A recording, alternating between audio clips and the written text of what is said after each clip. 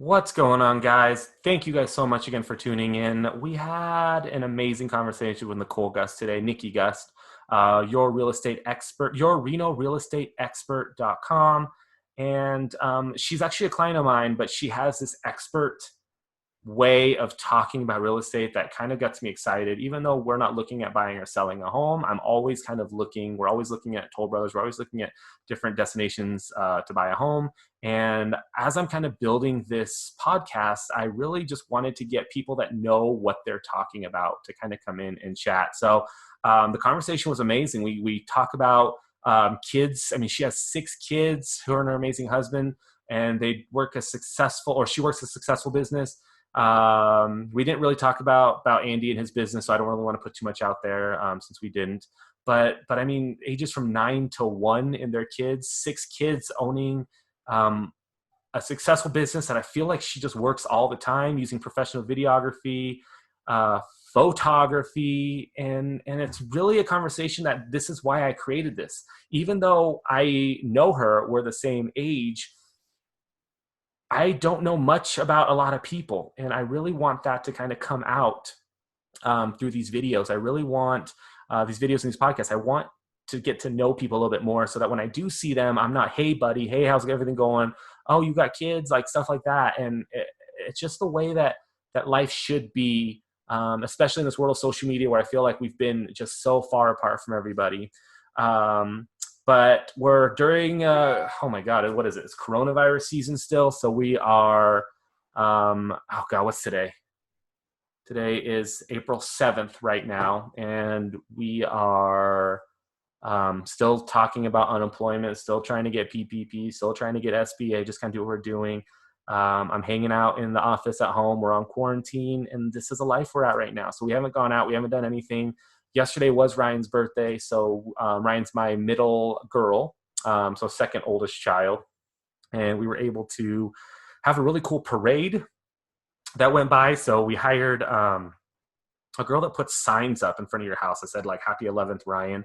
And then we had family members drive by like 3 or 4 times around the house, silly string, confetti, all that junk that we still have to clean off the street.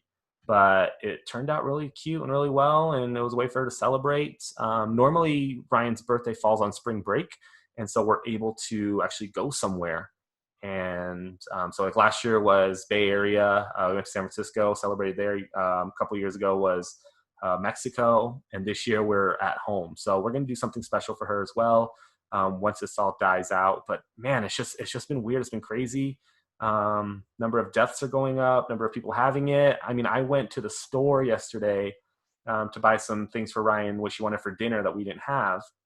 And holy crap, I was wearing a mask, but Safeway, I mean, there's probably like 50, 60 people in there. And I would say a third of us, maybe a quarter of us were wearing masks, and people just didn't care. They're walking right next to us. They were, doing whatever. People just don't get it. And that's kind of the frustrating part. Like I'm sitting at home, I'm doing my thing, I'm doing what I'm supposed to do. And people just aren't doing it. But hopefully this conversation uplifts you. We did do this on Facebook Live. I think all of them are in Facebook Live until I stopped that. Had a couple questions on there and people watched, and it was really nice. It was really cool. So without further ado, thank you guys so much. Here is Nicolle Gust and my conversation.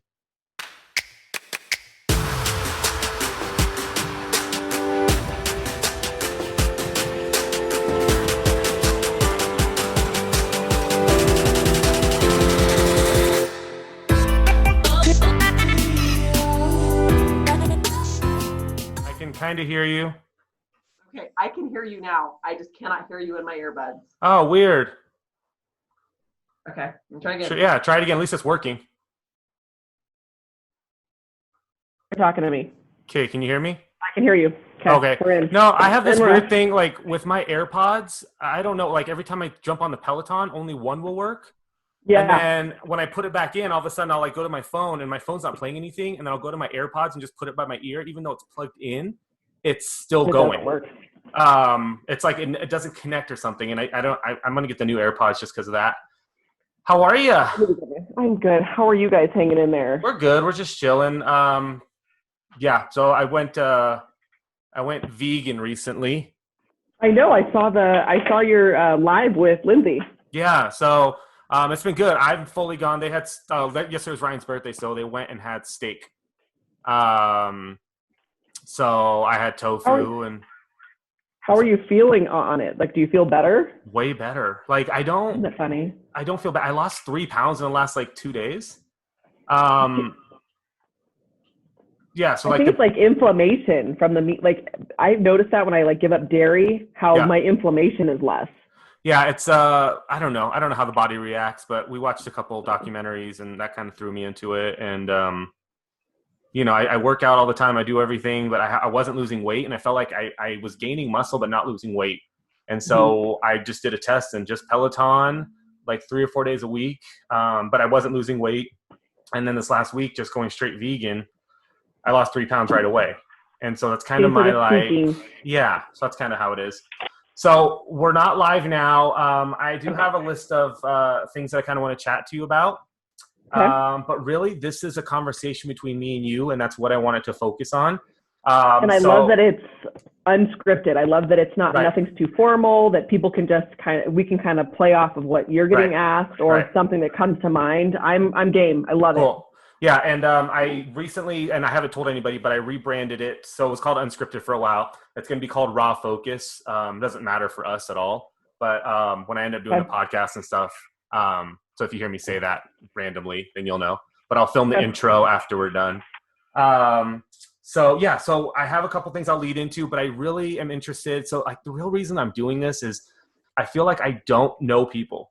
I feel like we are on social media together. I've known you for a long time, but I don't know you.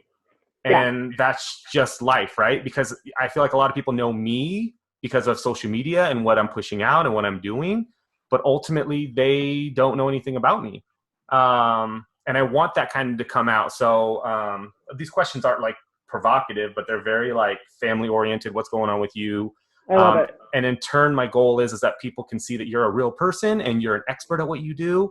But ultimately getting to you is going to be what they're going to be getting to. Well, and I think that that's important because I think so many people are craving authenticity. Right. But in sales especially, I don't necessarily want to put that authenticity out without some sort of a filter. Right. For because some people, you're not necessarily going to change anybody's mind on how you do business, but you will change how they feel about you if you put something out that's crossed the line at all. That's kind of it, right? Because they're hiring you. I mean, like I've always joked and said, like, I'm a photographer, but I'm a person first, and you're really hiring me as a person. There's a ton of people that can take your pictures, but why are people hiring me over other photographers? And I always say it's because of personality. They feel like they know me. Well, and more importantly, they feel like you're seeing them. Right. I like that. I like it. All right. I'm going to get this set up. Launch us. Getting it going.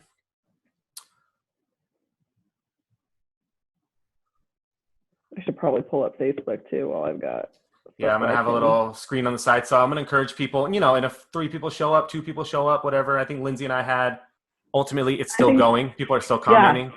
Yeah. Like when I was on, I think you had like 32 at one point, and then it was like, it just kind of fluctuated because, people. Yeah, which is fine. So if they want to ask questions, cool. If not, I'm prepared for nobody. Me too.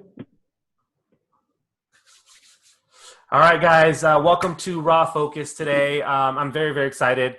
So we launched this live stream podcast thing that I'm doing last week. Of course, we're during the coronavirus right now, and we're all kind of stuck at home. But what I really wanted to do was, and talking to Nicolle right here. So this is Nicolle Gust. I'm going to have her kind of introduce herself in a second. I do have her info in the description as well as her bio. Of course, we're during the coronavirus right now. Let me do mine. I'm kind of stuck at home. Cool. There we go. That was mine, I think. So what we're kind of focusing on is I love podcasts, and what I love about it is finding out people for who they are. So we're going to talk about her business, coronavirus, kids, family life. We're going to kind of get into it. But before we do, what's up? What's going on today? You were just on a client call right before me. I was. Yeah, so you're still working. I'm still working. Real estate market is not canceled. apparently. So what is canceled within there? So, I mean, the real estate market's going on. So your website is the expert real estate. Your Reno real estate expert. Your Reno real estate expert. And I love that. And that's bold, right? Did you get any pushback on that when you put that out there? Well, I think the main thing I've gotten is am I just a Reno expert? Is Reno? Right. Am I just a Reno expert? Yeah. And I have all those websites. Your Reno Tahoe real estate expert, your Reno Sparks. But, Reno is where I live. And that includes to me Sparks, Carson City, Burnley, all the outliers. Tahoe, yeah. I mean, I consider Tahoe, absolutely. Yep. I mean, I've sold several properties in Incline, but predominantly Reno is kind of the epicenter, I guess, of these places. Right. So where where you fly into, it's where you go to access these places. But yeah, no, I'm your Reno, Tahoe, Sparks, Carson, Burnley real estate expert. So I mean, like with that, I feel like there's a lot of real estate agents like around. Like I know that's my fear. Like my fear is actually having to buy a house and then picking somebody and not picking the other person. That's like my number one fear whenever that does happen again. And I think a lot of people have that because everybody knows 5 real estate agents at least. Right. Same with photographers, right? We're everywhere. Yeah. Well, and I think you and I were just kind of talking about too, why does somebody choose you in a profession over the competition, especially in a saturated field like photography, real estate, I think, massage, there's hair. Right. Why would somebody choose you? And I think it's a matter of you being able to they jive with who you are, right, or your matter of expertise or what kind of services you offer. I mean, there's a lot of different photographers, but not everybody focuses or has the same vision you do. Thanks. Yeah. Sees the client like you do. I agree. I mean, do you find yourself, so my branding and why I mentor photographers and business people in general, my branding is not about the thing that we do. It's actually about showcasing my personality or their personality and making people want to just hang out with you, because ultimately that's what it is. When you're branding yourself. Now, one of the reasons that I really wanted to talk to you was I love your marketing. I focus, I shoot a lot of real estate agents, a lot of commercial real estate agents, and I feel like I know a lot of the newer ones and the older ones that are in the game, but nobody's really using technology the way that they should be. And you have drone footage, you're walking into houses, you're doing interviews with people. How are you branding yourself, and is it changing, or is it is that making a difference? Professional videography and photography within what you do? I would say, well, I guess this is kind of twofold, because I don't just do my brand is who I am in a professional aspect, talking about like, what am I overall trying to accomplish, right? So what am I trying to put out there? Yes, I am a real estate broker. That's my job. That is my career. I'm passionate about facilitating real estate transactions on any level. But I'm also extremely passionate about my community. And I think that my branding is really a platform to help facilitate growth, awareness, change in my community. And that includes every sort of career. So it's not, yes, real estate is part of that brand, but the Nicolle Gust brand is really part community advocate. Right. I'm raising my family here. I love this community. I love Northern Nevada. And of course, that's my biggest catalyst. So I like that. So theoretically, if you were to do something completely different, you still have your personal brand. Correct. And then people will follow you based off of that, but maybe you're doing something else. Right. I think you're similar. I think that photography, and I see that in the fact that a lot of photographers, won't share necessarily their tips, tricks. I mean, you're always putting out, you're like, here, I'm an open book. This is what I do. This is what I use. Do you need help? I know, like, do you need help? What can I help you with? I feel the same. Like, what do you want to know? I'm here to share. On top of that, even your competition very rarely will use it. So you'll tell them exactly what they could do. You'll give them the tools, and they won't do it. They won't. And, that's the thing. Like, I've gotten a crap ton of pushback on that. Especially the older photographers who like, Jeramie, why are you, you're losing money. You're telling everybody everything. And I'm like, I can only do so many weddings. So with you, and well as in your career, are you finding that as well? Are people coming at you being like, you're too open about what we're doing, you're giving out too much information? Not so much from my peers. They are genuinely appreciative when I do share information. But I have had a couple people say, are you worried about sharing? And I'm not worried, would not be the word. Right. What's your response to that if somebody asked you that? There's enough business for everybody. So even if somebody took exactly what I did and mimicked it, yeah, it wouldn't be the same because we're different. Right. And again, people are following you because of you.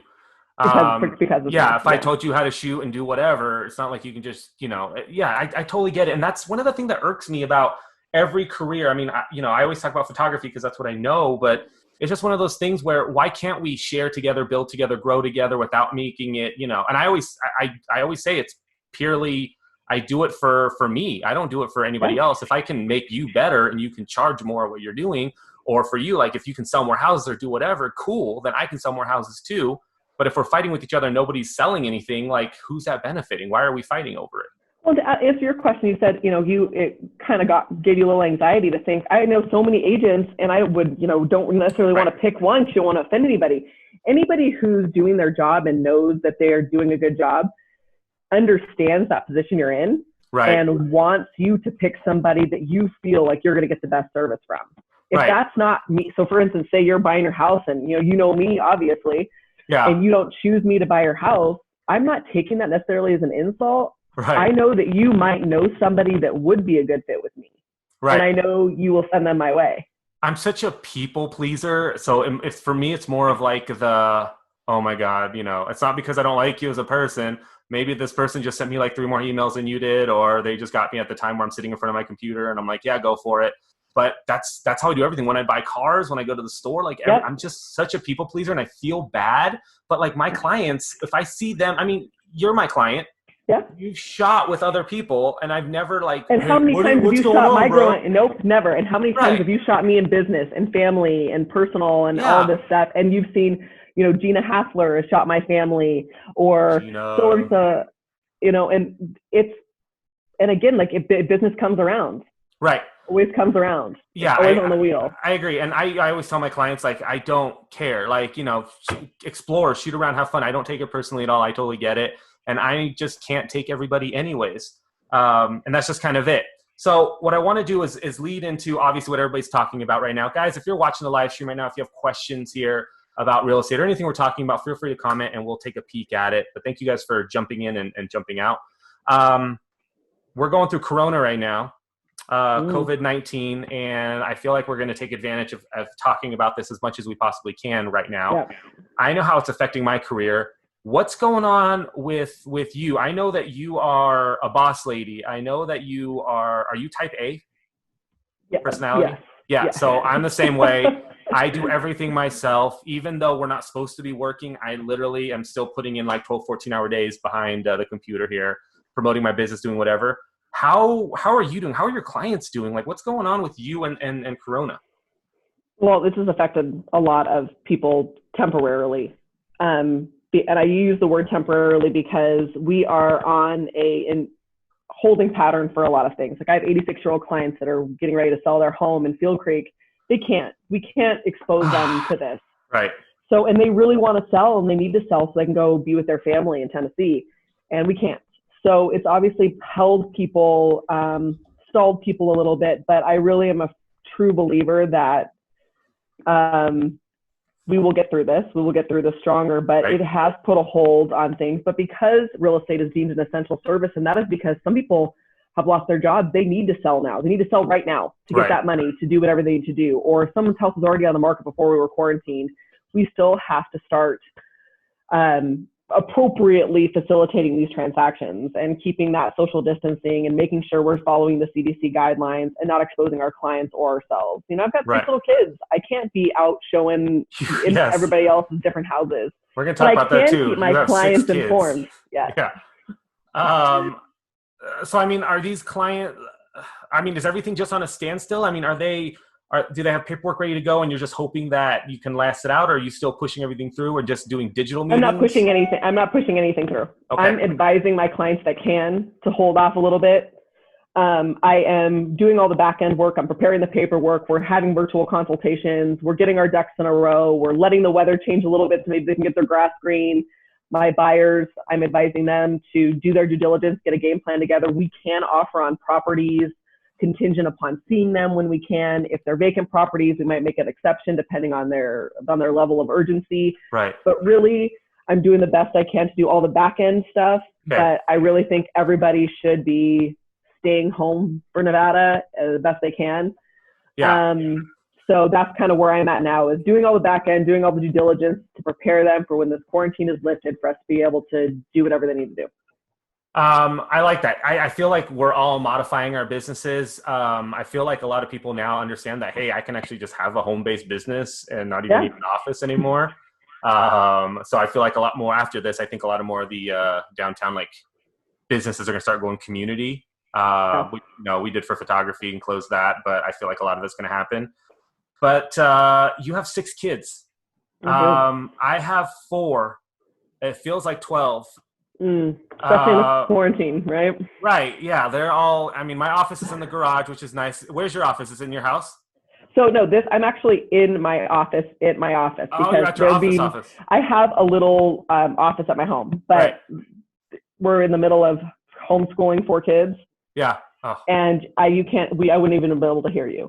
So I took my offices closed down for the time being. So obviously I have a personal office. So I just come in, snuck in the back door, came right in, and I can hear you. It's fine. Nice. It's a mini vacation. Yeah. Well, we literally built this in my 3rd-car garage. So this is all built in my garage. I have a little heater and air conditioning and all that. But this is where I can get away. And when I'm in here, everything's shut off, which is nice. And I don't have to pay for it. But okay, so I think we're the same age. I'm 36. Yep, I'm 36. Cool. 36. So I don't know. I feel like Lindsay and I, when we had kids, we kind of just like bam, bam, bam, pushed them out. And then we had like a lull of a break. How did you guys, I mean, was that the plan to have a big family or? Well, they told us we couldn't have any. That's funny. Yeah. They told us we couldn't have any kids. Yeah. The doctor actually said there was a 75% chance I'd never have kids. That's a pretty big number, right? Did you ever call this doctor again? I did. And be like, hey, bro, I'm going to come to a meeting with all my kids. Well, and Andy and I have kind of a little interesting story. I met him when I was 22. We got engaged at 23. I was married at 25, first kid at 26. And then they kind of just kept coming because we thought we were going to have a little bit of a fertility issue. And obviously we don't. So you guys were just kind of doing what you were doing, assuming you couldn't have kids. So... Mm-hmm. And they kept coming. And then, I'm an A-type personality. I'm a high energy person. I kind of thrive on chaos. My husband is completely opposite. Yeah. He's just easygoing. I mean, you've met him. He's just the sweetest guy, unburdened, unbothered. Right. We're practicing Catholics, but I think we kind of operate in the mindset of abundance where we are able to take care of the children we create. I wouldn't tell you that it's easy, but we're grateful. Right. It's not easy at all. But it's weird how, I don't do much religion. We grew up, my mom was Catholic and my dad's Buddhist. So they taught us neither. So I grew up very unreligious. And then Lindsay, we just don't practice it. But it's weird how you start to make the money that you need as you build your life and the kids. I remember when we adopted Jeramie, the first thing I was like, how are we going to afford this? And we did. And then we had Ryan and then so forth. So every time a new kid comes along, we get nervous, but somehow we did it. So it's weird. Yeah. It's weird. I mean, in 2008, Andy was in construction and I was in real estate and everything like crashed. That was the latest recession. Yeah. We're back. And then here we are, and you get through it. It's weird. It's weird. Now, hopefully we're a little bit more, we're older, so we're hopefully a little bit better at it. That's awesome. So how old are the kids or what's the range here? So my oldest is 9. So I have a 9-year-old, an 8-year-old, a 6-year-old, 4-year-old, 2-year-old, and almost 9-month-old. And are you guys done? I never say never. Yeah. Well, today, right now. Yeah. I'm going to be getting a procedure here. I was supposed to be getting it right now, like the first week of April. It's not an essential service. Yeah, I'm like, it's essential for me. If I have a kid, I'm making the whole thing. Yeah, something's gonna happen. No, I totally get it. I think it's awesome. 6 is a lot for me. But I'm sure when you guys were getting up to it, my husband and I always talk that almost 2 or 3 was harder for us than now the 6. Yeah. Just because you just kind of you grow, your ability to bob and weave grows, or actually the fact that you give less of a shit about things of just, you just stop. I mean, she's not wearing pants, don't care, we're going anyway. Like the first kid, I was like, when I shoot newborns or whatever, the first kid, they're always like this, and I'm sitting there like, we just throw our kid over here, like go. Yeah. So right now, I think you shot us when we had 3. 2 or 3, 3, and then you did you did a newborn shoot for us after the 3rd, and then you did one after the 4th. But yeah, how we were just, everything had to be in a little row, and now I'm just like, everybody's getting the same shirt from Old Navy and just shoot. Bringing props and stuff. No, that's and that's a lot of families are, but I think it's cute. I think it's cute how that works, and the kids kind of build their own little like friendship, so you have the kids that can play with I call them the Gust gang. They're the gang. They're a gang. They're like a pack of wolves. They like little things together. They jump people in. Yeah. So that's the way it should be. I mean, that's my girls do the same. I can leave them by themselves and do that. So I mean, you have an office. I know we're in Corona right now, so everything's a little bit different. The homeschooling, our kids are homeschooling as well. How are the kids doing with everything? Because that's kind of a big thing for us. They kind of know the word Corona. They kind of know what's going on, but we're not really talking to them about like the death or anything like that. Are they asking questions? Or are they just kind of happy to be home? The little ones are happy to be home, but the bigger kids, baseball season's canceled, dance is canceled. Right. They miss their friends. They miss that connection. I'm fortunate that I have 6 of them, so they really do play off each other. I mean, they're putting on shows, they're making projects, they're building forts, they have their buddies, but still not their friends, and they want to be able to go ride their bikes, and they want to be able to do things, and it's really affected them kind of like caged animals. But we don't go into much of the deaths. We've just kind of kept the news off for the most part, just because you can't explain everything you're seeing to a 9-year-old. I mean, I can't even explain it to myself. I mean, I just totally you can't even process it, and our brains are fully developed. Right. It's a weird thing, and I get frustrated explaining things that I kind of know, and that's just me being Asian and being short-tempered and yelling at everybody all the time. But I'm a yeller. I've been yelling a lot lately too, and I have to remember, like, they're trapped here at home with you too, lady. Like, right. I'm like, let me just go upstairs and lay down for a sec, and nobody talk to me. In general, though, how are you guys? How do you find the balance? So, do you work? I work a lot. Like, I work a lot. My wife, does hair 3 days a week, and then she's at home. How is that in your guys' world? Are you guys similar to us, opposite of us, or what are you guys doing? I think balance is an illusion. I think it's like some days I feel like I'm killing it as a real estate broker and dropping the ball as a mom, and some days I'm killing it as a mom and dropping the ball as a real estate broker. I think that fortunately for me, I have a husband who we really kind of yin and yang pretty well. So we bob and weave. Yeah. But day to day, it's differently. Like, you can plan your whole life away, but sometimes you wake up and 2 kids are sick, and escrows have blown up, and your husband's in a bad mood or something's going on. And I think you just get up and you just take it as is. Are you cool with that though? Are you cool with when it's not perfect? Yeah. I like it when is that weird? No, I'm the same way. I thrive a little bit on that imperfection. Like, all right, I work well under pressure. So I'm not, yes, I need a schedule. I'm type A. I need to have my highlighted routine, blah, blah, blah. But when I love it when it's like plot twist and we all have to kind of adapt.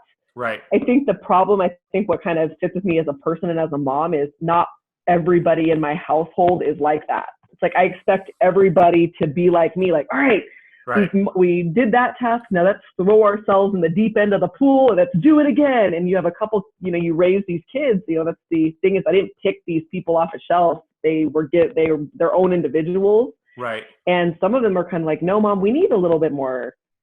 Like, we don't thrive on that. Yeah. Like, I'm very, like same as you, I have a schedule. I have what I need to do. And if somebody messes with what I have to do, I get frustrated. So I'm like, no, this is the time where I'm doing this. This is the time where I'm doing this. Don't come in here. Don't mess around.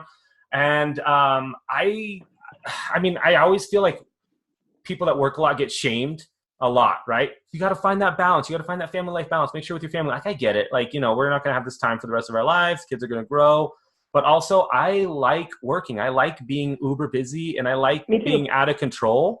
And I hate when people are anti that. I hate when people like shame me, like, make sure you're at home. You know, did you call your kids? And I'm like, yeah, I got it. What is that? But what that looks like for you doesn't look like that for other people. Like, just because I'm the same. I work a lot. I like working, but who's to say that I can't multitask well? Right. I can be with my kids and be doing some things that are proactive towards my business at the same time. That's who I am. Right. It would almost be weird if I wasn't that way. If I was seriously sitting up and staring at my child going, hi, he's like, what are you, weirdo? Like, be like, Mom, are you dying? What is happening? I'll be on the couch, I'll have a computer, or I'll be uploading a video, or, you know, doing something that I can be doing.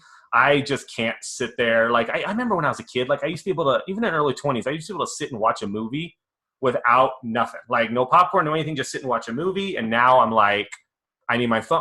Something needs to be happening on my phone, whether I'm exporting a video, uploading something to Facebook, editing videos, or exporting that. Something needs to be happening. Otherwise, I'm failing as a business person.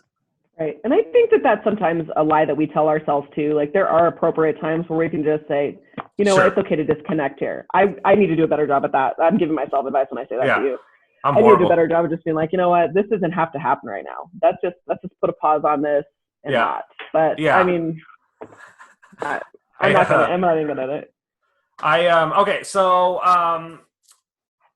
tell me about your career here. Where did you start? What is this your first career? Yeah, this is my career. How did it start? What did you do? How did you get into it? And I actually really want to talk about you being the boss, because I love that aspect. I love the expert. I love the boss, because when you're going to do something, I've always told people, like, you know, when I do something, I'm doing it to the best that I can. So I'm going to win every award I can. I can't just do something half-ass. You gotta do something with your whole ass. And so we want to make sure that I learned that off Peloton from Jess King. I have to give her credit for that. I love my Peloton. Yeah, you know Jess on there. She's the one of the instructors. But she always says I should give it your whole ass. But yeah, tell me about your career. I'm interested in that. Well, I started in 2005 as a receptionist at Dixon Realty. Actually, 2003, 2004. Anyway, I was receptionist at Dixon Realty, and I excelled at that, and some of the agents really liked how I did things, and so they hired me at the time to do this experimental thing called a pod assistant, where they put me as an assistant to 5 top producing agents. So I was assistant to 5, still some of them are still in the business, top producing diva agents. And I mean, I learned a lot. So I had 5 different top producing agent personalities barking orders at me all the time. So talk about multitasking. And why did you get that? What is it that they saw in you?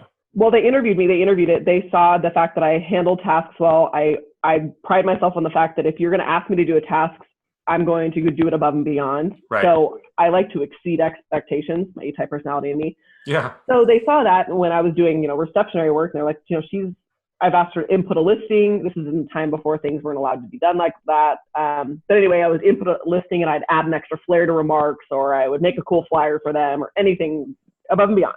Right. So they interviewed me. I worked well in a pod situation, but then in 2007, the market was on the way to crashing and these agents couldn't afford me. So one agent, her name's Karen Baker. I said, "Are you going to fire me?" And she said, "No, I'm going to give you a raise. I'm going to give you health insurance, and you're going to get your real estate license, and we're going to go to the lake. We're going to sell lakefront properties, and you're going to run my Renosphere." And I was like, people are short selling their homes. Like, right, where's the money? Right. She was like, I said, we need to be getting our short sale designation here, or certified distressed property specialist designation. I can't get in the market right now. I can't go commission only. I can't. She said, take a deep breath. Yes, you can. And this is the time to do it. She says, so when things start to go down, you level up. And I did. And she was my mentor. And so we sold lakefront properties. We sold 2 lakefront properties. at 17 million. We sold incline properties. We short double-ended Arrow Creek properties. We did a lot of, and we did this stuff in between. We obviously dealt with a lot of distressed properties, and that was hard. I mean, I got my real estate license when the market was crashing. And so I didn't know anything other than a distressed market. But did you feel like when you got it then, oh, my face isn't moving. Did you feel like when you got it then, it can only go up from there? Because I feel like when it's down in the recession, like anything you do would just be up. At the time, I really was like, so when I first became a receptionist, I was like, I will never become a realtor. These people are crazy. These people are nuts. Right. And then I kind of started learning. What got me impassioned about real estate was, ironically, the recession, because of helping people facilitate these sales. Having a seller come to a signing and not making any money when they're selling their first house is heartbreaking. But then seeing the relief that you facilitated a short sale that could save their credit from a foreclosure, right? You know, having people buy their first homes because they finally could afford them is magical. I mean, so I started feeling these people's energy, and I'm like, oh my God, home is like the center of people's lives. Yeah. And it's the biggest investment that they're going to make. This is where they're going to raise their family. This is where they're going to retire. This is where they're going to do. So I really kind of like, that lit me up. This is awesome. And then to have that become such a part of my identity, there was no looking back at that point. I like that. So, I mean, it was more of the helping people. Yeah, because like, I mean, here's the thing. Like when Lindsay and I are both self-employed, we rented houses. You know, we bought this house that we're living in about 5 years ago when I was 30 or 31. I have been able to afford my mortgage since I was like 20, right? But every time we go to the bank and every time we get a referral from somebody, it was always some guy who was always like, dude, I can totally do this. I can hook you up. I'm like, I'm self-employed. My taxes are this. I have deductions, you know, blah, blah, blah. And there's so many of them that we've gone through that have always told me, no, we can do this. Don't only worry about it. I'm professional at it. And then ultimately they fail, or we don't get a loan, or we don't get something. And so, you know, we ended up finding our realtor. I don't know how, but she ended up getting us this house with what we were doing. So I always feel like with real estate agents, I don't know if they're doing it for the money or if they're doing it because they want to see us get in the house. So that's kind of what you were saying. It's the same as photography. You know, I mean, yeah, I need to make an income. I have kids to support. That's my job. This is my job. This is not a hobby of mine. Right. But I'm not going to do it at the sake of the people. Does that make sense? Yeah. So if it's not a good, and that's what I'm saying, I don't want to ever make somebody use me as a real estate agent if it's not a good fit, if there's someone else better that can fit your needs.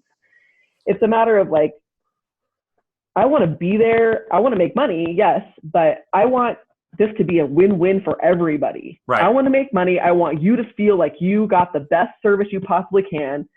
And I want this to be a place where you grow so that when you are ready to make the next move, you know, I think you've seen my branding, you know, I'm kind of, my tagline, I guess, is your next chapter starts here. I mean that. I want to be the gateway to your next chapter. And in doing so, I want to be paid for it and compensated accordingly. Right. So it's like when you're capturing my family's memories, I want to feel good about that. And I'm happy to pay you for that. Yeah. I think that's what it is. That's the professional side of it, right? Because what would you tell those people that are, oh my God, a lot of these DIYers, and I hear it a lot within your guys' industry, but they feel like they can just sell a house without an agent, without a broker, without whatever. Oh yeah, for selling by owner. Well, you know, in people's defense, it's a lot of money. You look at it gross-wise, and you're like, God, that's a lot of money to pay somebody. Right. But then if you break it down, to what your time is worth, the marketing platforms that we pay for, what we pay the IRS. Same with you, you know, what you do, the editing, the time you spend behind the scenes editing, the time I spend behind the scenes getting buyers, you know, marketing your property. And not only that, the biggest thing I will say about for sale by owners that scares me is there's disclosures and documents written by attorneys to protect you. And when you sell a house, you put yourself open for so much liability. I mean, real estate agents that have E&O insurance through their companies are getting sued. Who's going to protect you if Right. the buyer from your house that you sold finds mold that they didn't catch in an inspection and decides to sue you? I mean, look, I am not in this world to sell or buy a house on my own. I will not do my plumbing on my own. I mean, either. Yeah. So like, I'm a huge advocate of if you're going to hire a professional, cool. Cause mine's always my time value, right? Like if it takes me 4 hours, right. So if it takes me 4 hours to fix something, it costs me 4 hours to fix something. But like, yes, I get I can save money from doing it myself. And I'm sure I can figure it out one day, hopefully without any hiccups, but like, why? Why do people do this? And in my world, your world, and it's one of the things that kind of irks me about this DIY nation. And yeah, it's just like liability itself, right? Just being able to think of things that you haven't thought of before, I think is huge. Yeah, that's crazy. So, I mean, have you seen any horror stories? Are there any things that people have done beside like kind of the mold you talked about or anything like that? Well, yeah, even like doing add-ons, like your conversion to your home office. Right. Say you put up a wall and you like, did all these things and you sold it as another bedroom or whatever. Yeah. And you didn't disclose that and you didn't get permits for it. That could, could be a problem. Yeah, we built this, so we know that if we sold it, we have to take it down. So it's built like, and that's a lot of people do. A lot of people do. But I think the biggest thing is it's like, I've been doing this for 15 years. I have seen so much that the average person who's buying and selling a house hasn't. Or even, because people think that what does a real estate agent do? They put a sign on your property, then they get to collect a paycheck. Right. And in a lot of cases, I'd be lying. There's a lot of real estate agents in this town that I'm sure they do. Yeah. It's a bunch of numbers, and right? There's a lot of people that get into the business thinking that that's all they have to do. I'm like you though. It takes money to make money. I spend money on marketing and advertising and equipment and classes and education and all this stuff to educate myself and adequately educate people to do what I need. Even stuff like this. I mean, this is time value right here. We're spending an hour to do this today when we could be doing something else completely different, right? So we kind of push it out. So Brian Williams, hey buddy, asked, isn't it cheaper to use a real estate lawyer than an agent? I have no idea what that means. A lot of states do have you do a real estate lawyer, an attorney, as well as an agent, but it just depends. Nevada's not an attorney. You don't have to close your escrow with an attorney. You can use an agent and then a title company to record. I don't think it'd be cheaper. Attorneys cost a lot of money. Right. Yeah. So it just depends. I mean, if you've got an attorney that's willing to facilitate the sale and to draft up the appropriate addendums and the appropriate documents to protect you and yourself, and you can get that at a cheaper cost, I think that would be a solution to the problem. But it's not like a general, like this isn't like how you save money normally. I don't think you'd save money by using an attorney, especially when a lot of them cost retaining fees that are non-refundable. Right. I mean, for me, if you're going to buy a house with me, I don't charge you anything. You don't get, it's not a cost to you to buy a house. It just comes in the payment. The seller pays it. And then of course, on the sell side, if you decide to withdraw your listing for whatever reason, I don't charge you. Right. I mean, it depends on how it went. I guess it's case by case. There have been times where I've passed the invoice on for marketing. But if you have somebody ready to go and they're about to sell and then they drop out or something. I have never done that. I have never charged somebody for marketing fees that's dropped out unless it's been disclosed up front. Unless I've said, all right, Jeramie, you're going to list your house. If for whatever reason you decide not to, I'm going to send you this invoice. Unless you've agreed to it up front, I wouldn't send you the invoice. I like that. Maybe other agents have. I don't, just because that's the cost of doing business. Right. I mean, especially small town, local, and oh my God, that's always my fear too, is like, again, the people pleaser thing. Like, I'm so worried if I do something negative to one person, whether I'm right or wrong. I give way too much thought about what people think. And these are learning things you think you get to middle age and you stop caring. Right. But oh, wow. And it doesn't matter. Like, it's just as long as I can look myself in the mirror and I give 150% to my family, to my career, and to the people that I care about in this community. So not everybody's going to like me. There's a lot of people that don't, there's a lot of people who are like, whoa, she is too much, which I am. Yeah, I Yes, like I actually. am. That's part of my. One of my questions too. Is kind of like I always try to gauge how people think about me, right? Like how I come out to people, and it's not really insecurities of like how I look or how I sound, but like I don't know. There's always these people, and they think they're doing you a favor. Whenever somebody says something negative about you, they feel like they have to call you or contact you and be like, "Hey, bro, this person was saying something like this other photographer I was talking to doesn't like you." And I'm like, Thank you. why are you telling me this? Like, No. why is this my thing? Now I worry about it, and I'll go to their Facebook and I'll go to their Instagram, and I'm like, why do they hate me? What's happening? My grandma actually said, this is actually probably the best advice I've ever gotten. She used to say that what people say about you behind your back is none of your business. Right. And so true. Like, don't make it my business. It's true, but it's hard. Well, yeah, so don't make it my business. But when you hear about it, you're sitting there like, and I remember this one model said something about me, and I'm like, I've never even met this person. Like, Yeah, I just saw they him don't on know Facebook. you. Yeah. And they're like, I don't like Jeramie Lou. And I'm like, okay, well, that just ruined my day. Let's figure out why. How can I change? But yeah, so it's tough. We have to.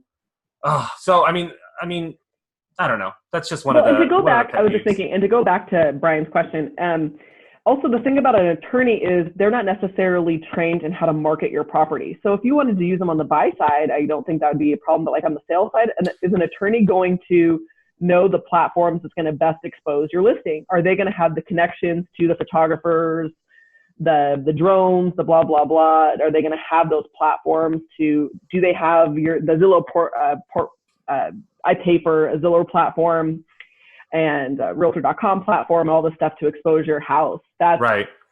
That's another thing is again the exposure too. But Well, yeah, because you theoretically have a list of a client base that you can bring yeah, that and a they connection can't. and an MLS access where if you're not on the MLS, your home is still on the MLS, it's not necessarily getting blasted to these platforms. Right. Yeah. I mean, yeah. When I was looking for commercial space, LoopNet was like the place to go, and Right. basically, if it wasn't on LoopNet, I didn't care, or I didn't see anything about it at all. Right. Uh, Exactly. so, what are let's have some fun here. So, what are some Okay. pet peeves that you hear about your industry, about you, about your business that you hear a lot that aren't funny? For instance, or that kind of irk you that you always joke about. Is there anything that you can think of at the moment? I know this is kind of a spur That of the real moment estate question. agents don't do anything that it's easy money. Right. Is it? I'm like, last I checked, it wasn't. I mean, most of the times I'm talking to clients at inappropriate hours. Like I said, I mean, there's a lot that goes on with this business, but Yeah.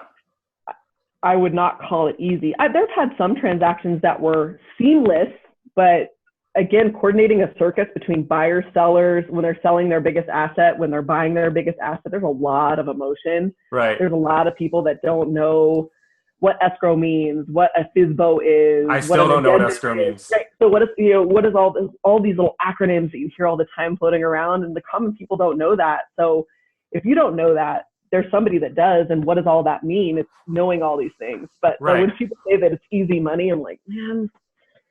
I know it's tough. It's tough to justify what you do without having to justify what you do. It's you make good money for the work that you put in, but that seems to be the thing. I think a lot of people are so used to the hourly wage of everything that And just like I'm 100% commission based. Yeah. I'm an S corp, so I have a business. Yeah. But I have to pay Uncle Sam. I have to pay, 30%. Health insurance, things like that my company, which is myself, I'm not an employee. I'm not W-2'd. So you see the gross amount, but then you don't take into consideration what all the costs of doing business is. Yeah.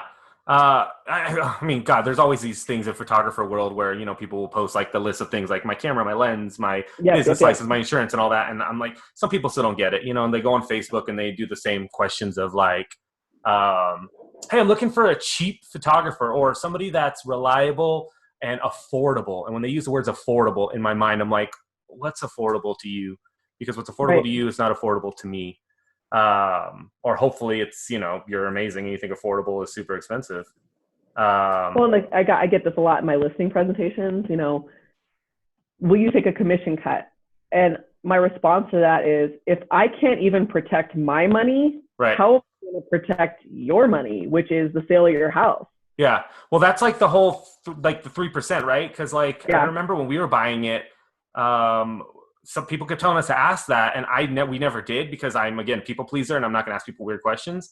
But yeah, they're like, see if they'll just like like share half of the 3% with you. And I'm like, that's their income, right? Like that's their money. Why would they just do that for us?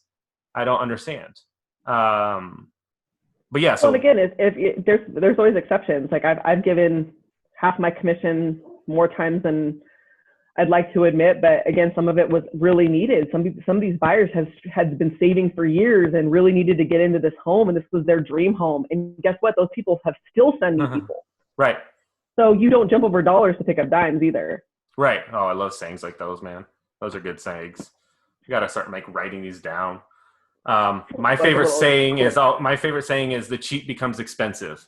Yeah. So fast. yeah, and that's like our wedding. So Lindsay and I, we had a great wedding. We were younger though, but you know, we've been part of so many other weddings that we're kind of like, oh, we should do this. So so we want to do a vow renewal. Maybe around 15 years. We'll see what happens in like 4 years from now. See if you make it there. That's what Andy and I always say. Yeah. Like we got to get through year by year. Yeah, if we make it there. Yeah, you got to keep reminding them too. Like, babe, I could leave at any time. I know Andy and I have an agreement on a napkin that says whoever leaves takes the kids. Where's the napkin? In a book somewhere. Yeah, you guys should frame that. It should just be in your office somewhere at home. So I want to kind of tie back into your marketing here, because that's one of the things that I think I see a lot of yours. When did you decide to do what you do? When did you decide to start doing professional videography, photography? You're doing interviews, and are you doing just interviews within your industry, or are you doing interviews with other people as well? I'd like to do interviews with kind of anybody who has a vision for this community and is operating and doing business in this community. I think that there's so much value to be provided when people collaborate, whether it be in my industry or with other professionals. I think that people want to see the backstories and the ins and outs of how people comport their business in this town. And so to answer your first question is, I started doing professional. I've been doing since 2015. I've really tried to ramp up my presence on social media. Right. But even more so, I really wanted a little bit more gloss than just holding a cell phone. I still do that too. Yeah. There's value in it, but I think that it's important that I think video is kind of where we're going. I do a lot of research. I do a lot of educating on myself on algorithms, what people are looking at, the time periods they're looking at it. And I think that like people want to see your face. They will hear your name and immediately they'll go to Google and they'll search you, and they want to know your street cred, which is your social media. They want to know your reviews. They want to see what you've been doing. They want to see how you sound. They want to see how you talk. They want to see you without having to necessarily meet you. It's almost like dating. It's almost like they're checking you out.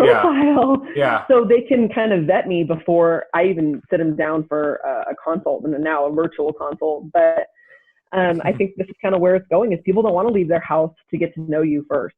So have you noticed any change, or like what's really the benefit from it? Because I mean, I don't do any video at all, but I don't shoot really stills for real estate agents simply because my price is too high from what other people are offering. And I get that, and I'm cool with it. But in my mind, I'm also like, what are these freaking people charging? You can't be the master of everything. Like you have to have a niche. Like I don't sell commercial real estate. I don't sell modular homes, not because I can't, but because that's not my niche. You want to specialize in something. There's always going to be someone that's going to do something else. And if you're anything like me, like sometimes you're going to like, I need to get a piece of that. But no, I want to be a master of what I do. Right. And you can do it. There's no doubt you can do it, but. Right. I mean, yeah. So, you focus on what you need to focus on. Like my whole saying was always, like if you had a really bad eye infection, are you going to go to your general doctor, or are you going to go to an eye expert? Exactly. It's just one of those things. Have you noticed a change though? Have you noticed, have more money? Have clients been saying anything, for doing this? Like why would a real estate agent, or broker or anybody want to go this professional route when what they're doing on their cell phone, iPhone in a house has been fine? I think it's a matter of preference. I like a little bougie. I guess I like a little gloss on mine. Yeah. I like a little gloss. I want things to look good. I want things to be presentable. I want to have a certain Aesthetic. An aesthetic. That's exactly right. I do. And I goes back to why would I hire somebody to do it? I'm not a professional photographer. I'm not a professional videographer. Right. Someone else can take that to the next level. Yeah. Thank you for hiring people. Yeah. So who are you using? Are you using Joel? No, I use Jared Lehman, Lehman Productions. He's wonderful. He does a lot of my videography. I use a lot of different photographers for a lot of different things. I think that as a photographer, as an artist, and I think that a lot of people have different eyes for things. Right. So I kind of pick and choose what I'm trying to do. I take, what am I trying to do? Oh, I'm trying to shoot a house. What type of house is it? Who's shot that best for me in the past, and showcase and go hire them, right? And hire them. Yeah, I mean, it's common. Especially in the commercial world. One client will have multiple different photographers. So I'll get a call from something, or I'll join in on another photographer and something, and I'm totally fine with it. It keeps me busy, and I don't want to be stuck to one thing ever, because usually companies' visions are different than my vision of what they should be doing, and I try to pull back on that and not yell at them all the time on this is what they should be doing.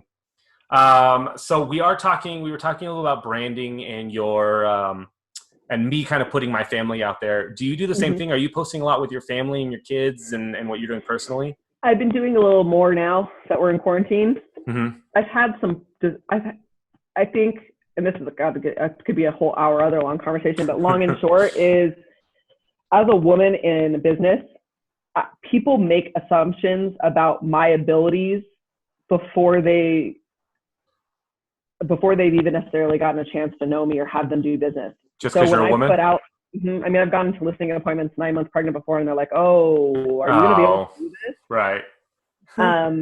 And I have ways of handling that, but obviously I do it. I had my sixth baby, and the next day was showing property, and that's not because I had to. That's because that's who I am. Right.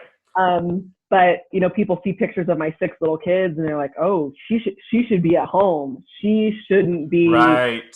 Oh, can she do these things? So it's very fine line. I can't believe I'm being so candid on live Facebook Live. Facebook Live Raw, I guess. I think this is what people need. I mean, how many freaking, look, I'm a guy. I don't have to think about stuff like that, right? My wife was pregnant. I said, babe, work as long as you possibly can until you can't work, but I'll take care of us. But what if she wanted to work till the last day? And my husband would say that to me, and I'd be like, but what I wanted to. Yeah. Yeah, unless I can't talk anymore, pull me out, and, I'm going to sell this.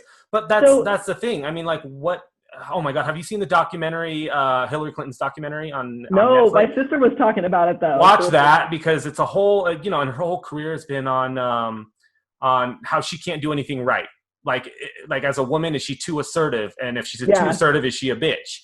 Yep. And so she should pull back. But if she pulls back, is she not manly enough to take over the world? It's one of those things where, holy crap, you can't do anything right. No, and that's where, as a woman in business, especially, like I said, a broker, they want, and I'm really unemotional when it comes to business. I allow my clients to be emotional. But I do not react, but that's not very womanly of me, to be unemotional. Well, they expect you, they expect you to be emotional. But I treat business as business to me. Business is business. I leave business where it is, and my emotions, I'm not saying I've never had my feelings hurt, but I don't operate on my feelings. I operate on business, and I operate on what's best for my clients. End of discussion. I do. Right. But when people see I've got 6 kids, and this is why, again, going back to where I put on social media, I'm very hesitant to kind of always be, because they judge my abilities based on their projection of their abilities, not on mine. A lot of people couldn't do 6 kids even as a stay-at-home mom. Oh my God. Project that on me, even though I'm not saying the days aren't hard. I am not saying that having 6 kids isn't a lot, but I'm not everybody else. Right. So that's why I'm hesitant to be so candid about how I run my business and what I do, because people will make a judgment on you based on their own. Yeah, but they have to understand, when you say, when you put your presence out there of how successful you are in your business and what you're doing, and not sleeping or doing whatever, I feel like you can't sleep. And then you tell people, we also have 6 kids. Even if I said we have 2 kids, people are going to be like, oh my God. When I say I have 4 kids, people are like, how do you do it? But then in my mind, I'm like, you have 6 kids. And they're not old enough where they can watch each other at this point, you know? Like my 13-year-old at least can hang out with the kids and watch them as a babysitter at this point, and we trust her to that point. But at 9, I wasn't gonna let that happen. And so, yeah, I think you go into anything with people knowing there's a stigma, but you're putting that on social media so they know that before. And so you're like... I have kind of been doing that more because I think people do. I think because for me, it's a benefit. Wow, she's got 6 kids, does good, she does decent production. She's managing to keep her marketing going, and she's managing to, I mean, I showered today. So, I mean, look at me. I can conquer the world. I mean, yeah, showering's hard, especially coronavirus. I showered this morning too. So I think that it's like, I think the having the 6 kids part is, for me, I'm like, I think it's a definite pro in my resume. Yeah. But it goes back to what you think about your fear of what people think. Yeah. And that makes me sad as a mom because those kids are, I honestly gave less of a shit about my job before I had kids than I do now. Right. Every well, now kid, it's to provide a fire is lit underneath me. And not even that, it's just like, what do I want to be for them? Who am I for them? Well, I want them to see that I am passionate about them and a career and other people and my community and their dad and all this stuff. And that lights me up. Yeah. I mean, I think people, you know, we definitely were very selfish. I feel like I'm selfish now, but when you have kids, everything you do is for them, right? Yep. Like I go to work because I want to provide for my kids. I go buy food because I want them to, you know, eat the certain foods, you know, and it's weird how we do it. So, yeah. So it should be celebrated. Like, hey, I do have 50,000 kids and I'm working and I got to provide for them. So I'm going to do everything I can to push forward. So on the other aspect of social media, here's a weird thing that happens to me is I have, 5,000 people here on Facebook right now. And I will go to the store or my wife will go to the store even without me, but they'll walk up to our kids and they'll say something like, hey, you're Ryan, you're Jeramie. I follow your dad on Facebook or Instagram. And I'll even get people come up to me and be like, hey man, how's it going? I love your photography. And I won't even know their name. I've never seen their face. And they'll just kind of walk off. Have you experienced something like that? Or would that freak you out? It freaks me out a little bit, but again, I like it when things get weird. So right. I'm not saying we're like celebrities, but it's like one of those things where you're like, the town is small and you're putting out some things like somebody said, oh, I saw your Instagram live about, I don't even remember what it was. And like, that was so cool. And I was like, thank you so much. Buddy. Thank you. You're like, yeah, thanks. So one of the biggest fears I had with doing this podcast is people's names. Because I'm horrible at names in general. Even if I see your name like right here on the screen, I'm like, I'm going to mess it up. And that's one of my fears, like in weddings too. Like if I were to have a DJ or do whatever, I'm going to mess up their names. Yeah. And that's just, I think when I was younger, I messed up people's names and I would get called out on it. And like people would call me, you know, people mess up my name all the time, even though it's spelled Jeramie. I get Jeremiah, Jerome. And so, yeah, I don't care. Yeah. I get a ton of weird names. So we have about 5 minutes left on this little thing right here. So I think it's been awesome, and I could talk to you for a ton of time because you're giving me like a ton of insight. But what is it that I want to go back to Corona now, and I want to? How is it going to change? So we have until April 30th, I think, until everything goes back, until I'm legally allowed to shoot because I'm non-essential. What do you think's going to happen? What is going to change? Is the SBA loans going to not help you guys, especially with clients coming in? Or what's going to be the focus here? Honestly, I don't know. I know that we have some pent up stuff going on in the real estate market. I think that the real estate market's going to kind of help us get back as an economy. Right. Because the interest rates are so low. So I think that that's good. But as far as in generally speaking about people, I think people are going to be a little scared. I mean, unfortunately, I don't think people are going to be rushing to restaurants. I think that we're going to be seeing things to be like 9/11. You know, things changed after 9/11. Right. The way we did things changed. You know, we remember we could run to the gate to meet our family, and then that stopped. Like you had to go through checkpoints. Yeah. You know, so things are going to change a little bit on how we do business. And I think that this is a huge part of it is connecting with our community over virtual platforms is going to be huge. I think it's going to force people to shift on how they brand themselves and how they get information out. You're not necessarily going to see big time seminars, but you are going to see people still wanting that information and us being able to do this. Right. This is going to change how we do things. So if people aren't doing stuff via Zoom right now, like we're on Zoom on Facebook Live, if people aren't doing this, they're not, like I have a YouTube channel, they're not doing that. Are they going to fall behind, you think? Yes. Yeah, I agree. I think that this is the time that people need to be leveling up their exposure on these platforms. Good. Yeah, I agree. Where else are you on? Are you on LinkedIn? I'm on LinkedIn. I'm everywhere. Yeah, I'm starting to get into TikTok. My 9-year-old son is, my kids don't have phones, but of course they hear about all these things from YouTube or whatever, and he's trying to get do the TikTok videos. Maybe we shall see. I'm again my glossy side is very, I don't like the unscripted. It's fun, but I'm on TikTok, so get on there. You can follow me. I know. I'm on TikTok. I just haven't posted anything yet. My husband Andy's always willing to just jump in and get weird. I'm like, okay, well, we need scripts. We need have all this stuff orchestrated. And my son's like, just get on it weird, Mom. Honestly, so the trick is filming everything. So I just film vertically. And then you can select that section of whatever it is. But like pranks are the best way to go. So, if you throw a bunch of water in his face and then flour in his face right away, film that, go on, 1 million likes. You're good to go. 1 million likes. Yeah, it's really, my girls all have private accounts, which is nice. So we get to monitor that. And then Lindsay and I have an account. And it's been good. I've been using it for social media. Actually, there's a guy on there called That Mortgage Guy.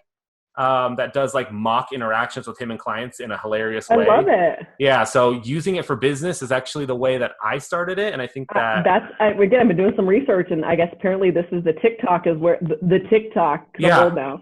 Oh my God. There's more people on TikTok now than on Facebook, So that's where it's going.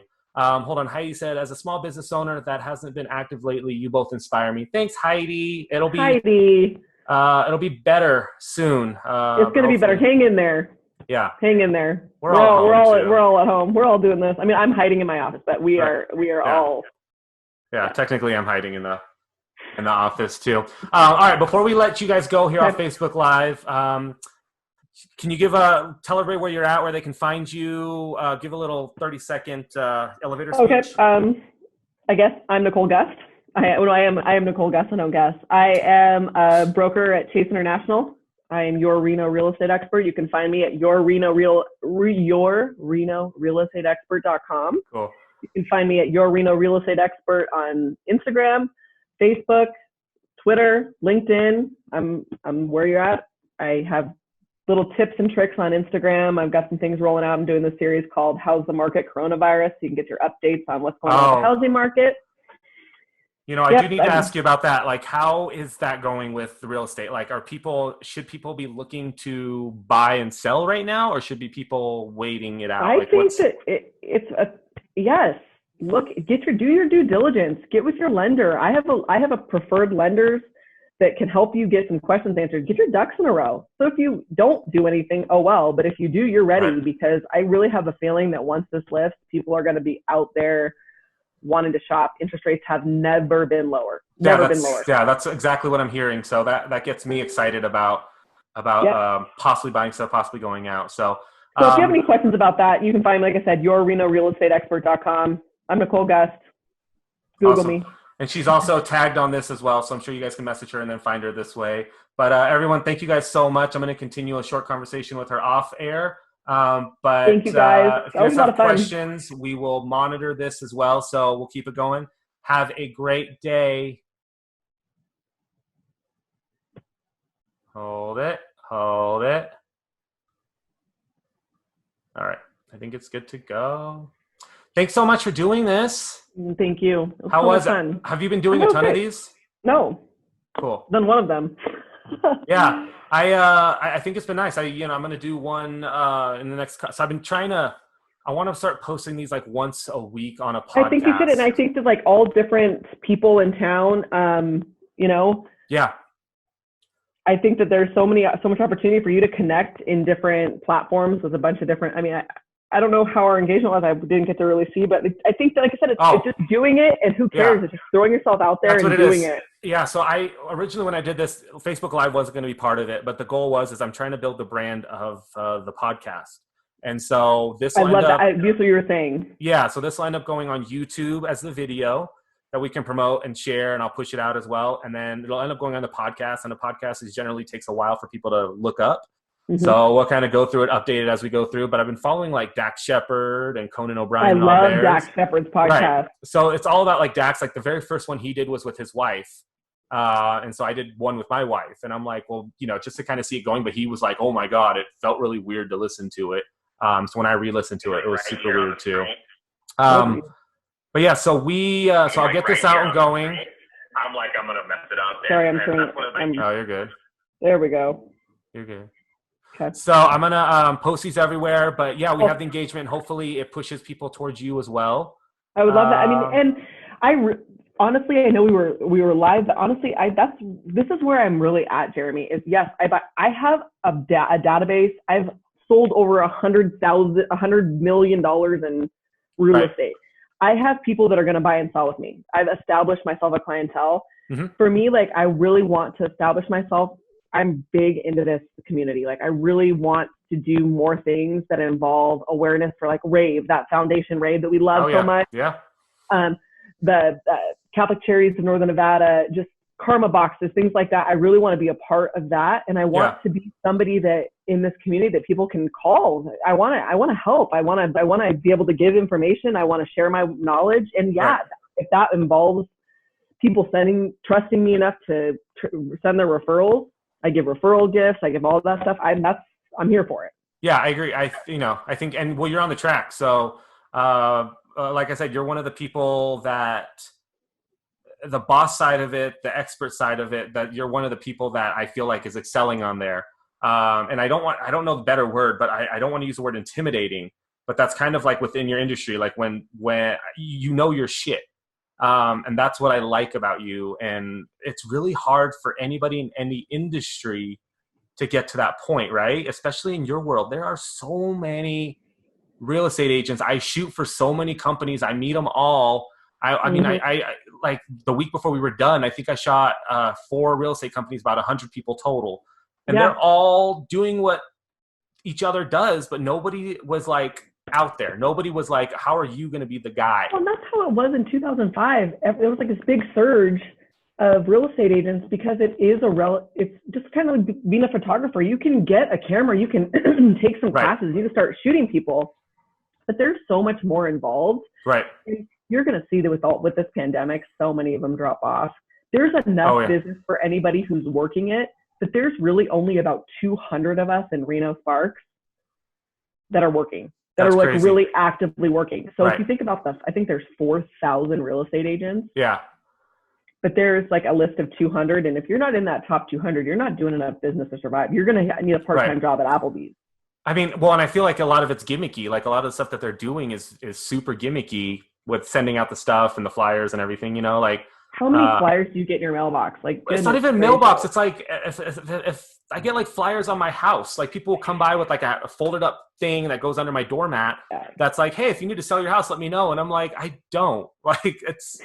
Please stop. Please stop. Yeah, I mean, I get it. Like sometimes busy work is not really work. It's like they just want to feel like they're doing something, which we give them credit for. But I'm not your clientele. And the money that I'm spending at this point is benefiting my sphere. So like I sent out my gift cards, my $5 Starbucks or Dutch Brothers gift cards. I have a database of 200 people. That's my core database. I've sold more than 500 people total, but 200 people is my database, at my core, that if you spot and sold with me and you're a client of mine, you get things quarterly. Right. So I sent out this $5 Dutch Brothers gift card to my people on my database. I love that. Then I'm going to send out my Reno Sparks local takeout stuff to those people that with handwritten notes, like I take care of my database and throw client appreciations and things like that. That's where I spend the bulk of my money.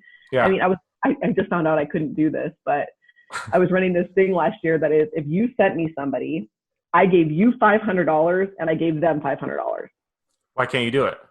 Because I think I think NRS doesn't let me just like give people money for referrals. I think I can buy you like a $25 gift card, but honestly, then turn me in and I'll just play dumb. But this affected. I had a client who bought in Cold Springs, and they sent me somebody who bought with me. I gave them $500 towards their closing costs, and I sent a $500 Visa gift card in the mail to my clients. They called me and they were like crying. They're like, "You made our day!" Like, that helped with groceries. Yeah, I think. Why would I buy leads on Zillow when I can take care of the people that are my people? Right. It's the same with us on Wedding Wire and all that. Like, my money goes towards vendors. It goes towards other people that I can keep going. Yeah, same thing. I send handwritten notes to certain clients. I call them my angel clients, people that constantly refer me. Yeah, I love that. Yep. So I just have them in a database every year, and then I can pull through. But with yours, I don't think you're going to get in trouble. I mean, if it's not blatantly like that, where if you're like, I don't know, then they haven't obviously done their job in order to say that they haven't done it. So, whatever. I always think of like these podcasts, like hopefully they don't listen to it and they're like, going after her. And you're like, no, I was misspeaking. I don't remember.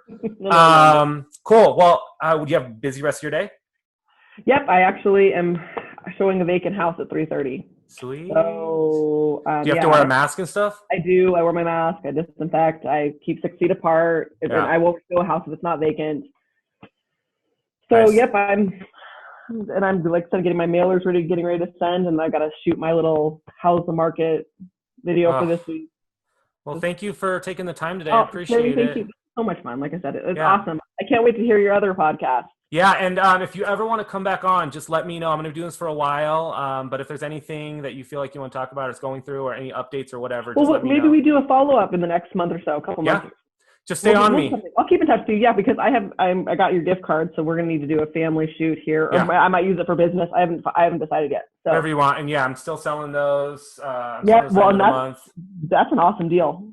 Yeah, it's normally what I do during the holidays, but I decided to bring it here for now. So I felt like I needed to do something. I know, and your hands are tied. So I'm hoping this all gets lifted April 30th, and we can go back to business. Right, I know. I applied for all the loans, unemployment, all that stuff that we can. So we'll see. We'll see if we get anything. PPP, it opened up to you guys too. I don't know if you knew that. It did, but my bank hasn't sent the link. So I was gonna file it. I'm ready to file it, but I did mine through United. They contacted me first, and so they sent me a form. Banks is showing me that the link still isn't active. It's check back every day, and I'm like, it's because money's going to be gone by the time. Everyone, Chase is up, and if it gets to the point where you just need to do a $50, account with somebody else. No kidding. I know. I should probably call them about a state bank right now. That's actually probably what I should do. Yeah. Well, thank you. Take care of yourself and your family. Yeah. All right. I'll talk to you later. Talk to you soon. Bye.